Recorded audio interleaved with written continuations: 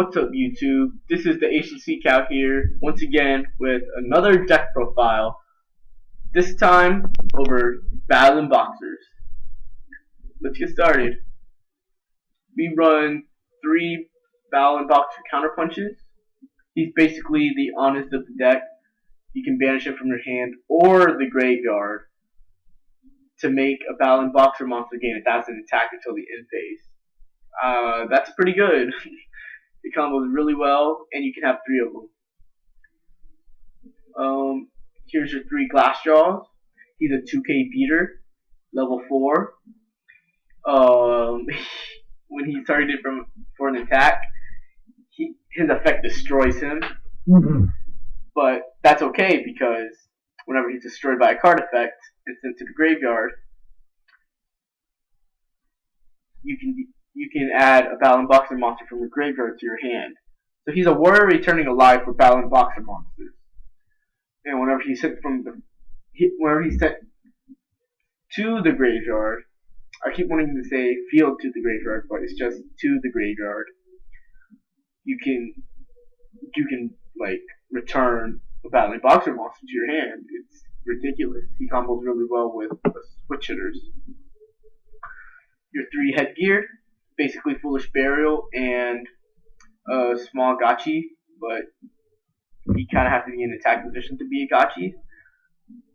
But other than that, he's a really good Foolish Burial. He sends out your counterpunches to the graveyard, or sends out your Glass Jaws to the graveyard, because those are the cards that you want to combo with switch hitters.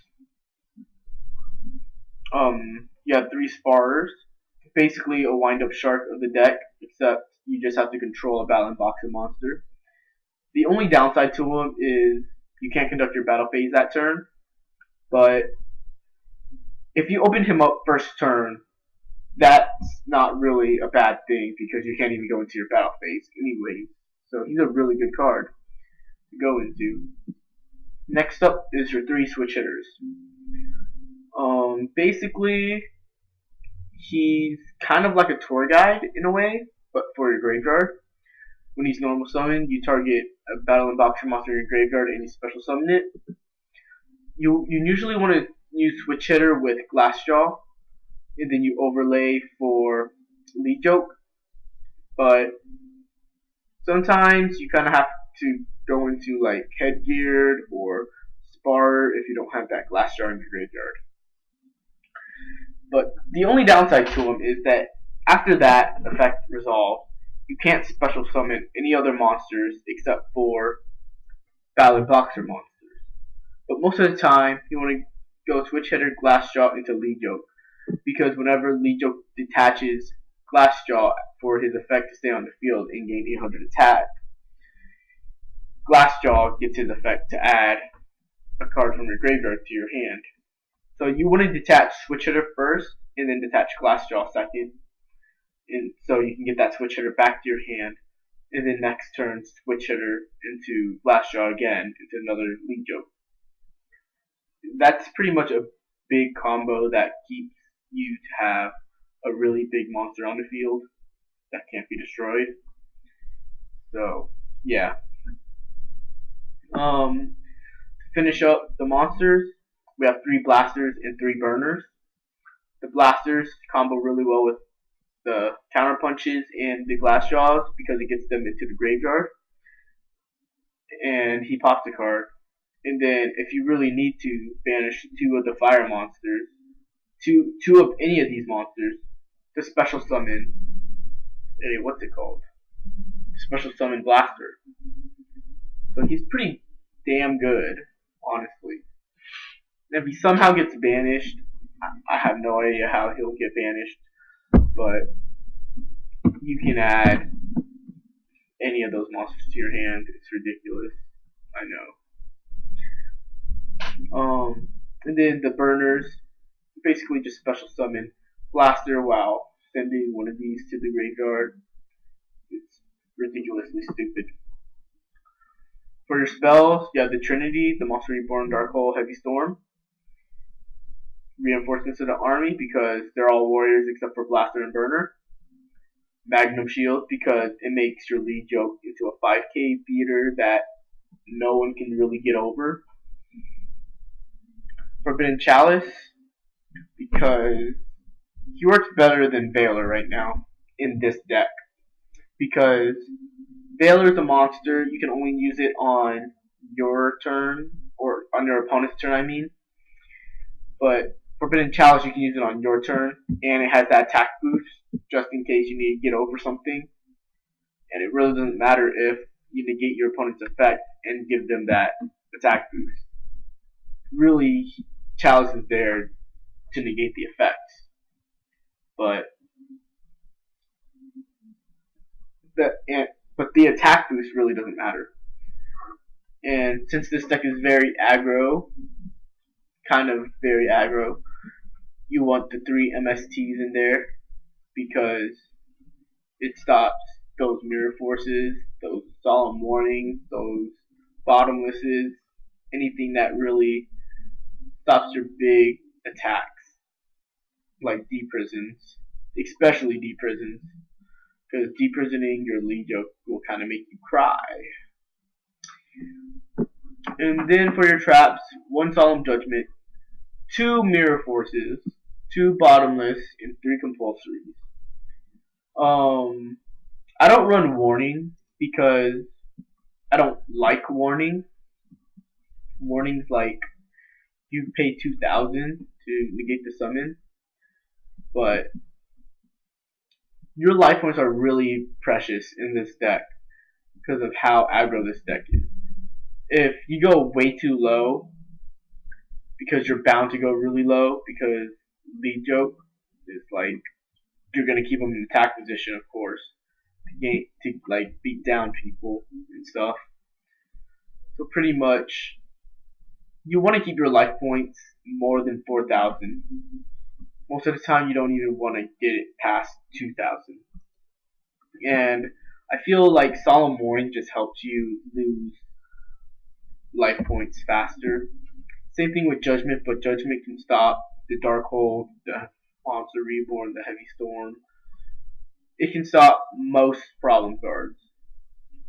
So that's the only reason why I don't like Warning, because it makes you pay 2,000 life points, and you can't always guarantee it to be used when you get way too low, under 2,000. For the side deck, this side deck isn't really complete.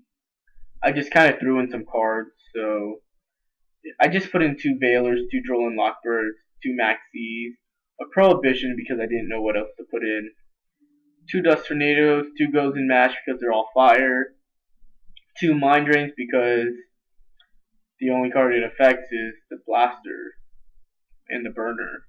I mean, those aren't even necessities. And Soul Drain, 2 Soul Drains, same thing, it only affects Blaster and Burner. Maybe a Counter Punches, but yeah, nothing else really. For the extra deck, 3 Lead Jokes, because Lead Joke's broken, it becomes 3,800 when he has no more materials. And even if they go tempo, detach a material from Lead Joke still gains that 800. I mean, sure, tempo gain 500, Lead Joke gain 800. What's better, right? And then you have your generic rank 4s, the Utopia, because Utopia is Utopia, Abyss Dueler because Abyss Dueler is Abyss Dueler, like he negates graveyard effects, why not? Blade Armor Ninja because you run Warriors, Blade Armor goes into a 4,400 direct attack. I've OTK'd people like this with Blade Armor, Blaster, and like some other card, like a Switch Hitter or something. Gem Knight Pearl because he gets over Ophion, even though Ophion is not even that big of a problem. Excalibur because Excalibur becomes a 4K beater and like just helps with that OTK. My Stroke, because my stroke's my stroke. Flip him face down, he's a Book of Moon. Heroic Champion Kusanagi. He's pretty much like Lee Joke, except for he negates trap cards, and he gains attack for it. So, yeah, pretty good. Photon Pop Operative, the Butterfly Assassin. What can I say about this card? It's really good. It's a standard rank 4 that people should play. Black Ship of Corn. Pretty much it helped me get over a deck that was really annoying that I was playing against. It was like a fun deck, like it just stalled. And there goes my phone because I got a text message. But yeah, he pretty much kept doing damage, kept wailing him down. He put in a lot of work, helped me win. Same thing with Cowboy, because you can cowboy people for game. It's funny. And if he's in attack position, most people don't use his effect though. He gains 1,000 attack, and his opponent's monster loses 500 attack. So basically, he gains 1,500 into that monster. So basically he's a 2,500 monster that can like destroy a Blue Eyes while killing himself. It's pretty good. And Shockmasters, because he's Shockmaster, it's really simple and easy to go. Switch hitter, Glassjaw, Spar into Shockmaster, call spells or traps or whatever monster effects if you're going against like E-Dragons or something. It's really fun. It's pretty good. And then I just threw this in because he's a Battling Boxer monster. He's the super rare. I've never used him yet. I see no point in using him, but just because he's a Battling Boxer monster, I just put him in there. He looks pretty good. Like if a Battling Boxer monster you control battles an opponent's monster, you can attach a material from this card, negate the effect of that monster until the end phase of the turn. That monster you control cannot be destroyed by that battle. I'm sorry. Also, your opponent takes any battle damage you would have taken from that battle. He's okay. He's not the greatest. He's not like Lee Yoke where he's uber broken. So that's pretty much it. If you like this deck profile, check out my other ones. Don't forget to like, comment, and subscribe to this channel. I really need subscribers. My goal right now is 10. It sounds really lame, but I just started YouTubing, so hopefully if I can get to 10 subscribers, I can get to 20, and then later maybe 30, maybe 100 later. You know, just gotta set some goals. Well, anyways, that's it. And don't forget to like, comment, and subscribe, please. And thank you. Peace.